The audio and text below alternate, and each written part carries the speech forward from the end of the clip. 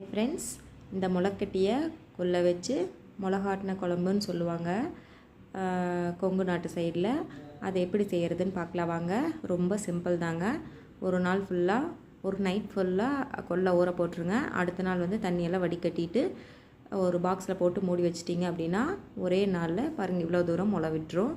அதை ஒரு குக்கரில் போட்டு கொஞ்சமாக தேவையான அளவு தண்ணி விட்டு அப்புறம் ஒரு அரை ஸ்பூன் மஞ்சத்தூள் போட்டு ஒரு 10 விசில் போல் நம்ம விட்டு எடுத்துக்கலாங்க. இளைத்தவனுக்கு எல்லை கொடு, கொளுத்தவனுக்கு கொள்ளை கொடுன்னு அந்த காலத்துலேயே சொல்லி வச்சுட்டு போயிருக்காங்க. ஏன்னா வெயிட் லாஸ் பண்ணுறதுக்கு ரொம்ப இது ஹெல்ப்ஃபுல்லாக இருக்கும். கொள்ளு துவையலாவோ, கொள்ளு சூப்பாவோ, கொள்ளு சட்னியாவோ, கொள்ளு குழம்பாவோ ஏதோ ஒரு வகையில் கொள்ளை சேர்த்துக்கிட்டோம் அப்படின்னா நம்மளுக்கு இந்த தொலைன்னு இருக்கிற சதையெல்லாம் இறுக்கமாகி உடல் எடையை குறைக்கிறதுக்கு ரொம்ப ஹெல்ப்ஃபுல்லாக இருக்குங்க. இப்போ நம்ம இந்த மசாலா எல்லாத்தையும் வறுத்தரலாம். ஒரு 3 டேபிள் ஸ்பூன் போல் ஃபுல்லாக மல்லி எடுத்துருக்கேன். 1 ஸ்பூன் ஃபுல்லாக வெள்ளை உளுந்து, 1 ஸ்பூன் ஃபுல்லாக கடலைப்பருப்பு, 1 ஸ்பூன் குருமிளகு, 5 வரமிளகா, கொஞ்சமாக சோம்பு. இது எல்லாத்தையும் ஃபஸ்ட்டு வறுத்துக்கலாம். 1 ஸ்பூன் போல் புழுங்கலரிசி, கடைசியாக நம்ம ஜீரகமும் கசகசாவும் சேர்த்திக்க போகிறோம். ஏன்னா ஃபஸ்ட்டே போட்டோம் அப்படின்னா இதெல்லாம் வறுபடுறதுக்கு கொஞ்சம் டைம் எடுத்துக்கும். ஸோ லாஸ்ட்டாக ஆட் பண்ணிவிட்டு நம்ம இறக்கி ஆற வச்சிட போகிறோம். இந்த மாதிரி நல்லா வறுத்துக்கிட்டே இருங்க. கடலைப்பருப்பெல்லாம் கொஞ்சம் ப்ரௌன் ஆயிடுச்சு அப்படின்னாவே மல்லியோட ஸ்மெல் நம்மளுக்கு வர ஆரம்பிக்கும்.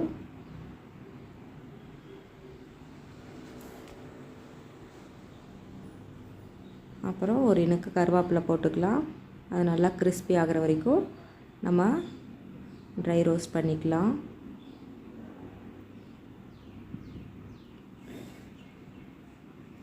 கடைசியாக ஜீரகம் 1 ஸ்பூன், கசகசா 1 ஸ்பூன் போட்டு நம்ம அடுப்பை ஆஃப் பண்ணிக்கலாங்க. முளைக்கட்டிய கொள்ளு சாப்பிட்றதுனால நம்மளுக்கு விட்டமின் A, B, C அந்த மாதிரி சத்தெல்லாம் நம்மளுக்கு கிடைக்குதுங்க. எலும்புக்கு ஊட்டமளிக்கக்கூடியதுனால மூட்டு வலியால் அவதிப்படுறவங்களுக்கெல்லாம் முளைக்கட்டிய கொள்ளு சாப்பிட்றதுனால ரொம்ப நல்லதும் கூட.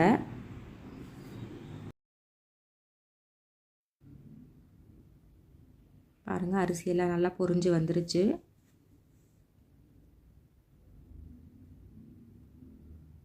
அதுக்கப்புறம் அது ஆறட்டும். நம்ம இப்போ வெங்காயம் வதக்கிக்கலாம். ஒரு பிளேட் நிறையா சின்ன வெங்காயம் எடுத்துக்கோங்க. அதை போட்டு நல்லா வதக்கிக்கலாம். நான் சொல்கிற அளவு இந்த குழம்பு 4 பேர்த்துக்கு சரியாக போகுங்க. நல்லா வெங்காயம் வதங்கட்டும். மீடியம் சைஸ் 2 தக்காளி அது கூடயே போட்டு நம்ம வதக்கிக்கலாம். குட்டி குட்டியாக கட் பண்ணிக்கலாம்.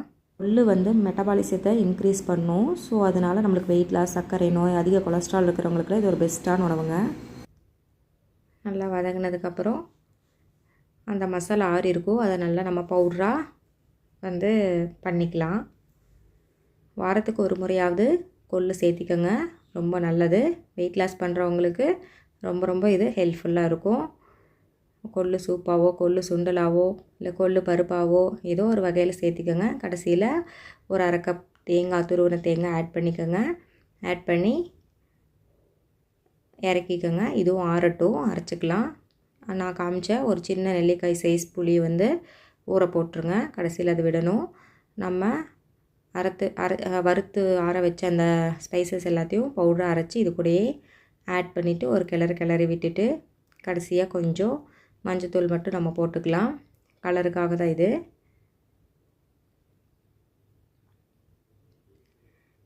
இந்த மாதிரியும் செஞ்சு சாப்பிடலாம், இல்லை அப்படியே வேக வச்சு தாளிச்சும் சாப்பிடலாம் கொள்ளு. இந்த மாதிரி செஞ்சீங்க அப்படின்னா இட்லி, தோசை, சாதம் எல்லாத்துக்குமே சூப்பராக இருக்கும். இந்த பக்கம் கொள்ளு வெந்துருச்சு பாருங்கள். இந்த சூப்பை அப்படியே கூட உப்பு போட்டு குடிச்சிங்கன்னா சூப்பராக இருக்கும். நல்லா வந்துருச்சு. நான் ஒரு 10 விசில் விட்டுருவேங்க எப்போவுமே. பாருங்கள் எவ்வளோ சாஃப்டாக வெந்துருச்சு. இப்போ இதுக்கு ஒரு தாளிப்பு கொடுத்துடலாம். ஒரு வாணலியில் எண்ணெய் ஊற்றிக்கலாம். எண்ணெய் விட்டுட்டு எண்ணெய் காஞ்சதுக்கப்புறம் எப்பவும் போல் கடுகு, உளுந்து பருப்பு போட்டு தாளிச்சிக்கோங்க.